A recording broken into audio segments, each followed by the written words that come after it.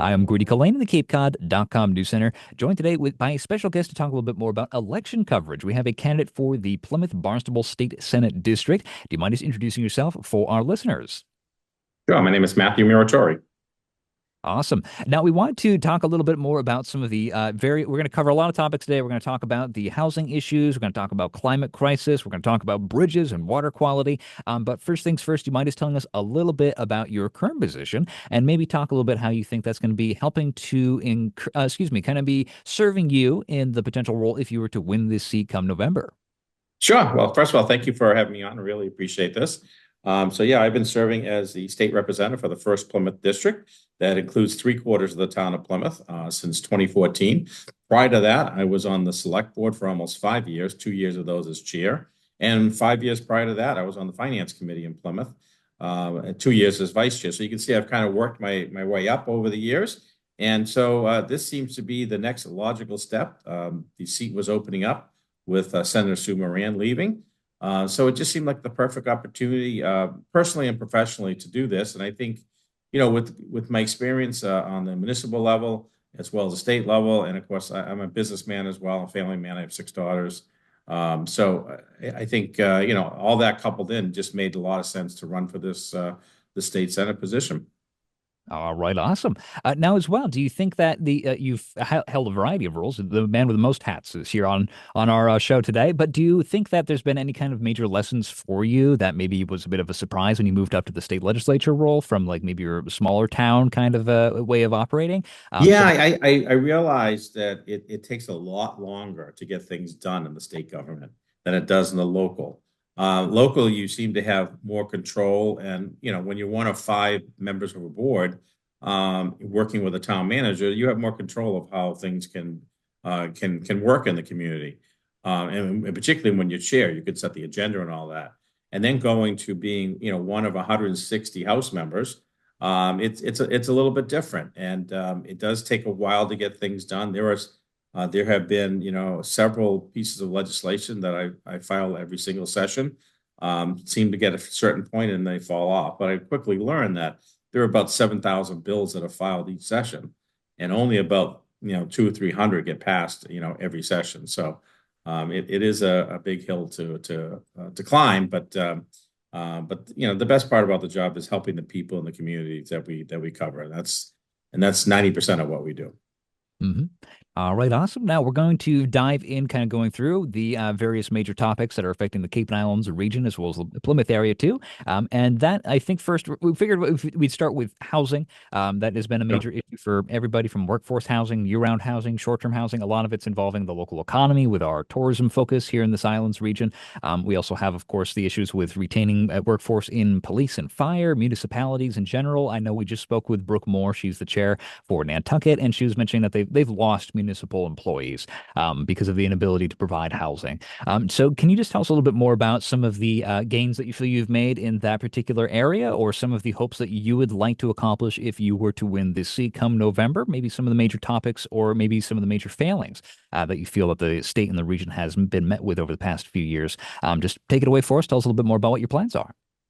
Yeah. So again, housing is the number one issue. We are like in this state about 200,000 units behind where we should be, going back to 1990s. And we are on the right track now, I believe, with some of the bills that we passed. The most recent one was the $5.2 billion housing bond bill, which, by the way, I just for clarity, I did not vote on that on the House floor. It came to us at 4:30 in the morning on August 1st. And actually, we didn't even get the bill itself. There was nothing we could read to see what was in it. So I felt uncomfortable voting for that, not knowing what's in it, and knowing what we did 2 years before that with the MBTA bill on this side of the bridge that has become an issue with people. So we didn't. But there are a lot of good things in that housing bond bill, accessory dwelling units, and so many other things that are going to help with the cause. And it's a lot of it is what I say. There's a lot of different tools with the toolkit that are going to help with this, but that is going to be one of them that will help. And of course, the affordability of them is all about supply and demand. The more supply you have, the less of the cost that these are going to be. Now, with the islands, I'll tell you what we experience is from a professional business level is we own I'm part of a partners, well, three other partners that we own a nursing home consulting company. And so two of our clients are on Martha's Vineyard in Nantucket. And we see that housing firsthand of what the issues are, particularly on, Cape Cod and the islands. And one of the things that the Martha's Vineyard Hospital has done is they have land and they're going to be building building a new nursing home. And they're going to be building a workforce housing on part of that nursing home as well. Those are the steps that, people are, unfortunately need to take in order to make that happen. Mhm. That as well, we are seeing a lot of conversations around like Airbnbs, short-term stuff. Should we Yeah. regulate that sort of thing? Is that a business opportunity and maybe be overstepping bounds essentially? Should we kind of iron that out at the local level, or do you think the state needs to step in? Just in general, what are your thoughts on that lately, especially with Cape Cod being such a seasonally focused market? We make so much of our money based around tourism, and that's just the way the economy is kind of geared towards. Do you have any kind of comments related to that? Particularly, I'm going to use Nantucket as the example again, but they're considering like putting regulations on short-term rental opportunities, limiting like Yeah. how often you can change out an occupant on a given year. That's just a potential for town meeting. But what are your thoughts? What is the role of the Yeah, state? that's it's an interesting concept, and we're very much tourism on this side of the bridge in Plymouth too, where I reside. Actually, I live 5 minutes from the Sagamore Bridge, so we're on the Cape Cod a lot. So, Sure. so I really it is a difficult issue because it does lend to the tourism that we rely on both sides of the bridge, the tourism economy. Um, so maybe there's some sort of balance there somewhere, but I always have a hard time regulating a business, particularly small businesses that are so overregulated, I believe now, and the small businesses are the backbone of our economy and the people they employ and all that. So it's really a tough one to grasp. But again, I keep going back to I think the more we could build housing, accessory dwelling housings, et cetera, I think the better off we're going to be than try to regulate, an industry that's I think will probably hurt tourism if we do. Mhm.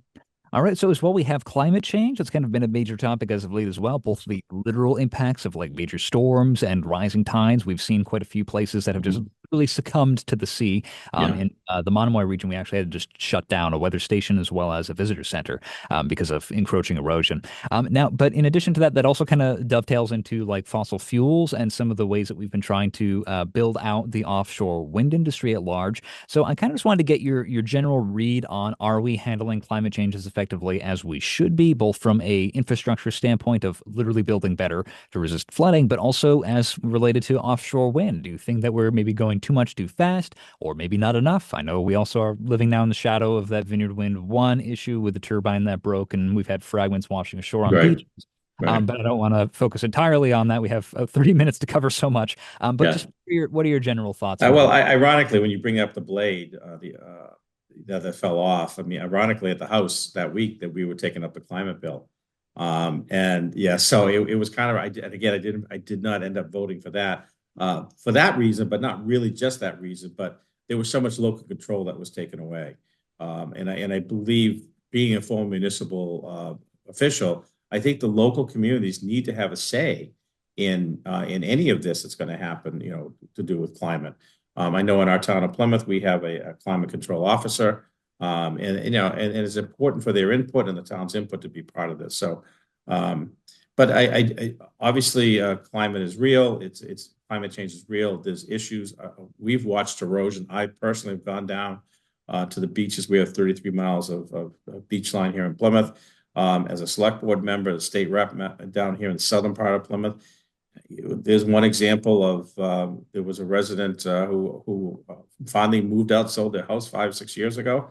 They used to have 200 feet of backyard, and by the time they sold it 6 years ago, they had 50 feet left, and they were only able to sell it, for more than half of what they would have got for it in a regular market if wasn't erosion there. So we're seeing houses here in Plymouth alone that are ready to fall over the cliff. So, and it's something we need to do to try to help balance it.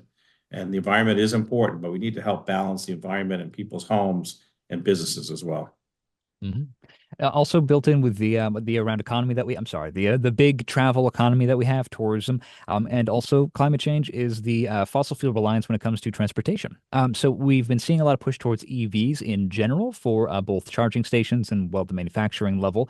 That darn EV Jeep that I've been looking at still a little bit out of my price range, but we're working on it. But Mm-hmm. but what are your thoughts essentially? The costs associated with acquisition as well as charging on Cape Cod. Do we have enough charging stations in Plymouth? Is it tough to kind of travel around still? I Yeah. can see you shaking your head already. Yeah, we don't. We don't have enough. I mean, it's great to have more. And again, the more electric vehicles you have, the cost will start coming down as people buy them. But again, I think it all goes back to a balance. It goes back to a balance that, you're not going to be able to go all electric over the next, 10, 15, 20 years. You're going to have some. The more we can transfer over to electric, great. But we don't have enough, electric stations around. I noticed walking doors. We walked about 11,000 doors during this campaign so far, and I noticed a handful of homes that actually have their own. So that may be something in the future that maybe people have their own stations, to hook up at their own homes. But also, you just need them out throughout the communities as well. So there needs to be somewhat of a balance because then you worry about if everything's all electric, you worry about the costs and how expensive that's going to be. Mhm.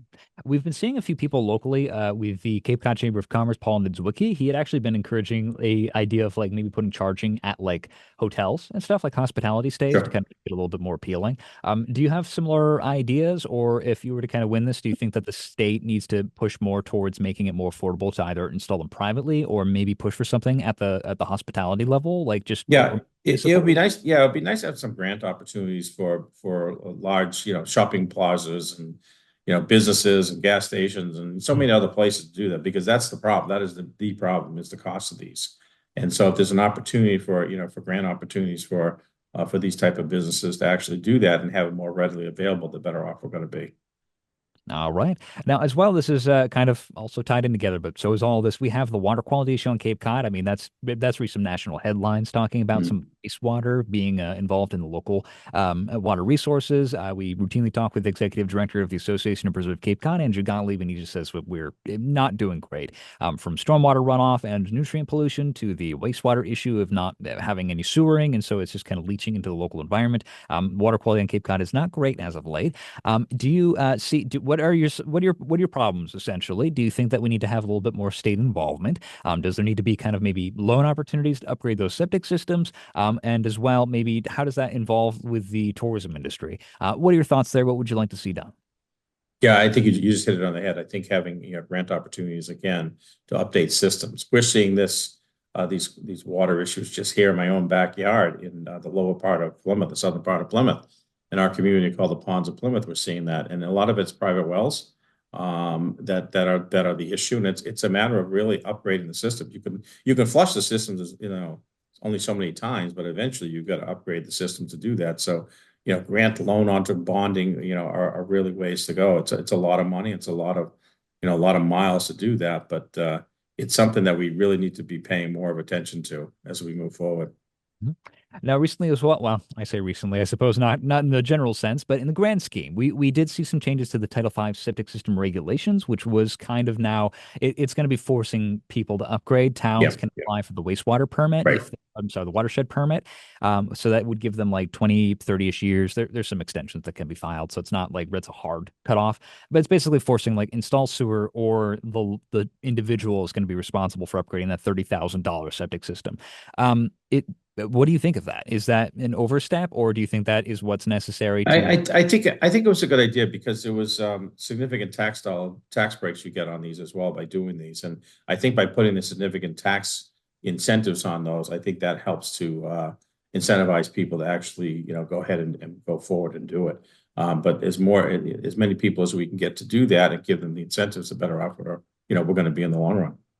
All right, awesome. Now, as well, the this is kind of unfortunately, it has been an ongoing controversy. There's Whole Tank International when it comes to the water issues that we've been facing. That's been a big one. A lot of people concerned about the economic and environmental impacts of potentially discharging about 1 billion gallons of wastewater from the Pilgrim Nuclear Power Station decommissioning process. That Whole Tank is looking to seek a permit modification on so that they can discharge that water into Cape Cod Bay. They say that it would be safe. They say that it's been treated and that it'd be okay. Locals that have been against that are saying that they're worried about economic impacts, even just perception of like if it's been discharged, there's going to Yeah. damage the economy, as well as potential environmental impacts. And then also, meanwhile, they're worried that with ongoing heating of the building for the workers, that the waters is going to be evaporating, and that's a Mhm. Yep. separate issue as well. Do you want to give us a general update on how you've been handling the situation? What Well, you find? you've explained it beautifully. I've been dealing with this issue for 20 years now in Plymouth. I think of any candidates around in this race or outside of it. I have the most experience with it, and you hit it right on the head. It's the amount of water that we're talking. Put it in perspective. It's one Olympic pool size. So you look at Olympic pool size of water, and maybe another half. That's the amount of water that we're talking about going into the Cape Cod Bay and the ocean.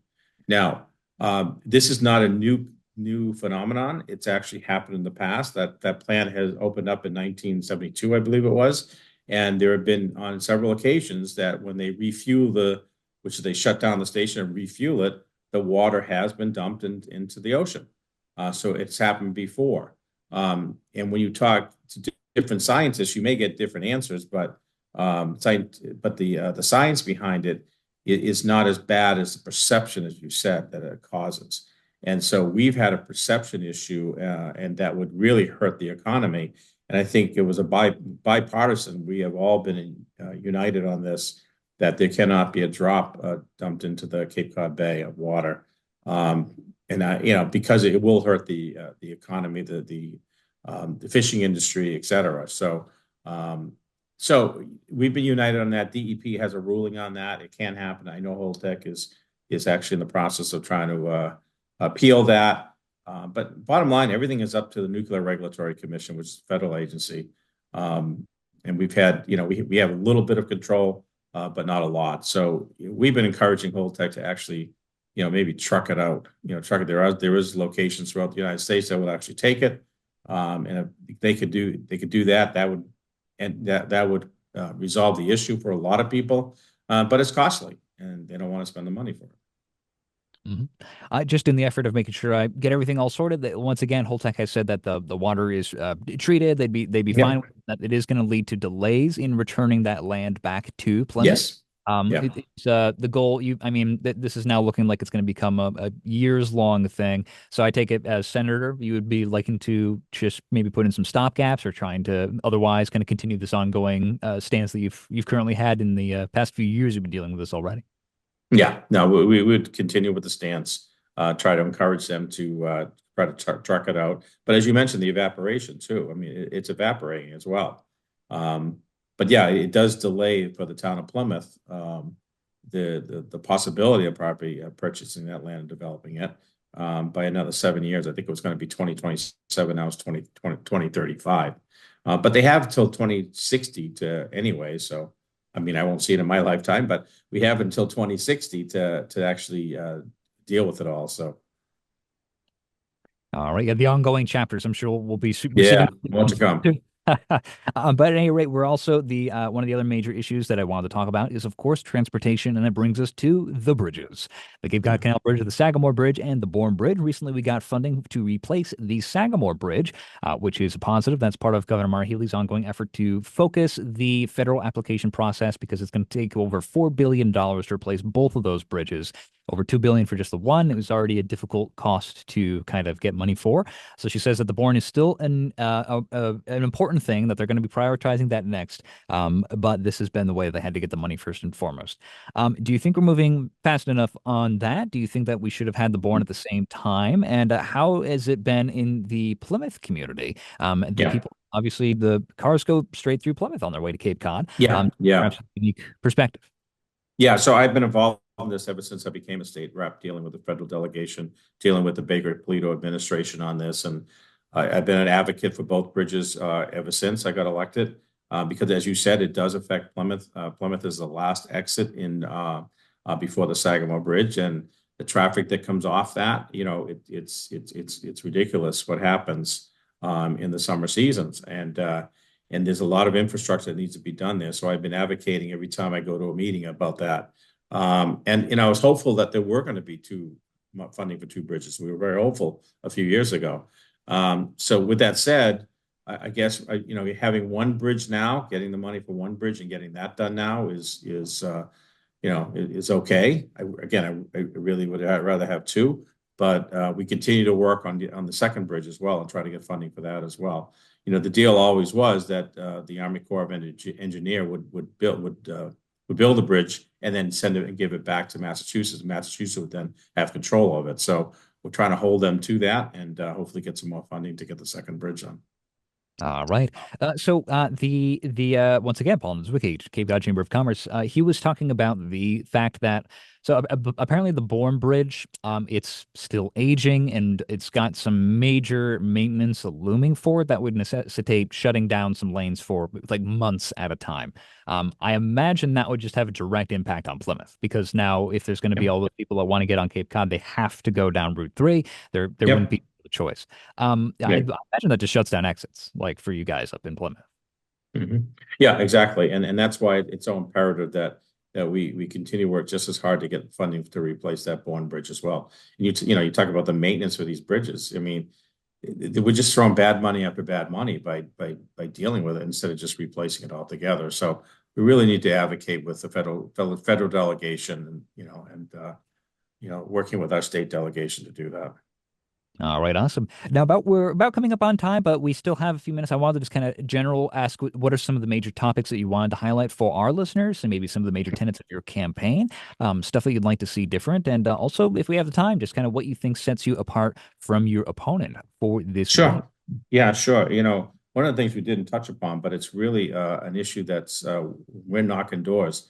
It's the number one issue that we're hearing, and it's about the migrant crisis and about folks living in hotels and motels and jails, and we just have policies that are just dead wrong and quite frankly dangerous for this district, and costly, and it all leads to the affordability. We spent over $1 billion in this crisis and counting. We have, as a Republican caucus, have tried to adjust to change the right to shelter law to allow for, say, you have to be a Massachusetts resident for 3 months or 6 months or 9 months or whatever. Now the Healy administration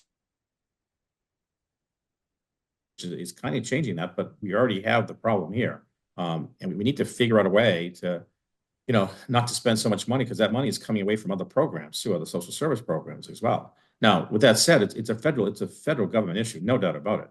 And the border needs to be, there needs to be addressed by the federal government. But, I think we've made some mistakes along the way, and my Democratic opponent has, supported those, and I think that sets us apart. And we're hearing it, knocking doors again. When we talk to Republicans, Democrats, unenrolled, that's the number one thing they're talking about.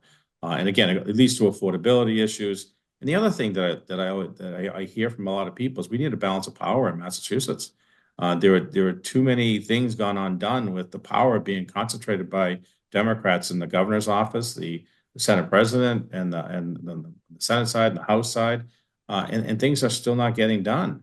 And I always believe the more you can have a balanced conversation by giving different ideas, the better ideas come out of that. So that's the things that we're kind of hearing about. Mhm.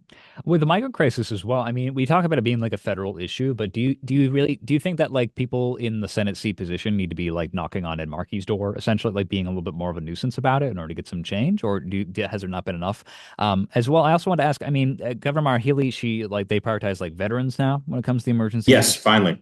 Finally. Um, it, That do was you, something we proposed several months before that time, and it never happened. And so finally now we foresaw this was going to happen. That the money, the veterans, families, we foresaw this. And now some of the things, a lot of the things that we recommended now are being implemented by the administration. They're taking credit for it, but we were talking about it months ago. And we've been on record on this for months. So it's good that it's actually happening now. We have, we all have spoken with the federal delegation as well, and I don't think you'll see anything happen until after the national presidency is decided.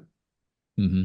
Yeah, I mean, it definitely seems like we have a bit of a coin flip situation here when it comes to Yeah, the presidency. So, but it's good. So you're going to be keeping your hand on the pulse of that, making sure that you're absolutely. carry it down to the local level. As what? So, yeah, we had Governor Baker for a while. He was our Republican for Mhm. a while. People were saying that kind of helped balance it out, but now it is, of course, Democrat is the administration. Do you? I mean, did you agree with that to begin with? Like that? Do you think we really are lacking both voices here in Massachusetts? We're lacking another team on the field, as I like to say. At least when you had the Baker-Polito administration, you had somewhat of that balance that was happening, and Baker would meet with the leadership in the House and the Senate on a weekly basis, and they collaborated on different things, went back and forth on different ideas, but they came out with resolutions on so many things. Whether you agree with them or not, at least they were making decisions, things were getting done. Right now, we just don't have that. There's only one team on the field, and we're not one of them. Mhm. All right, Matthew, thank you so much for joining me for this conversation. It has Appreciate been that. a pleasure. Just a quick rattle off, essentially. Any final closing comments for our listeners? No, again, I appreciate you having me on to talk about these issues that are important. We look forward to this campaign coming up, and just ask for people to take a look at our website, which is mattmuratore.com. And we could use the volunteers and help, but this is going to be an important race for the future of our district. All right, awesome. Thank you very much for joining me for this conversation. I'm Grady Colleen in the CapeCod.com News Center, and thank you for listening.